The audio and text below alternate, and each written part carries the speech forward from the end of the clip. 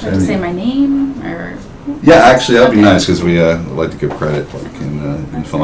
We have all the names from the last one too, right? I don't think so. We didn't really do the I'll let names. Cindy get That's it. okay if not, but. So what is your name? Hi, my name is Gwen Cronenberger. I work on the PCU.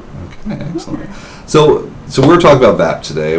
So your personal involvement, how do you interact with the patients? How are you part of the success on your unit?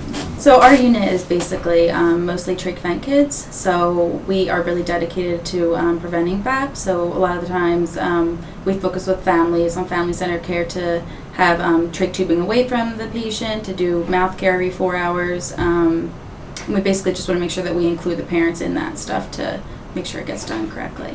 So how do you guys stay focused and keep it at the forefront every day when some things become routine? Mm-hmm. So how do you as a team and individually do you keep it at the forefront and not just let it be rote and kind of you start missing things then because it becomes routine? So I think that's our thing, is that it does become a routine, and we keep that in our routine every day.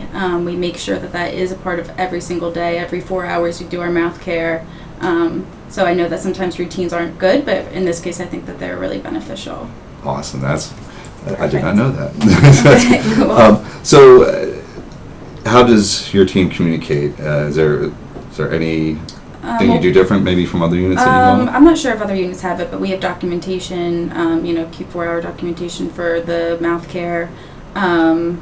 We have a VAP poster outside of our unit that stresses some of the important indicators for prevention. I don't know about any other ones. That's okay.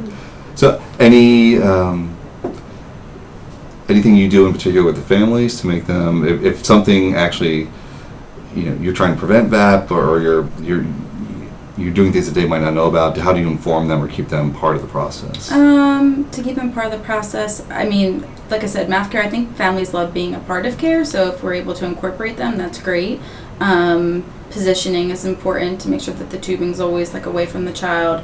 And then a lot of the times families like to, we do a lot of trach and vent teaching on our unit, so teaching them about the ventilator and that water can accumulate in the tubing, how to empty it, and, showing them those steps is helpful too. Awesome. Any advice for any of the other units that you guys have gleaned? So just work together as a team and make sure you guys get it done together. Now, do you guys feel empowered as a team? Well, I guess I'm saying, do you feel the success that you've achieved here, or you've been doing it so long? And I guess we've been doing it so long. It's hard to it is incredible. It's been 1,200 days when you think about it, but I'm glad to be a part of it. So.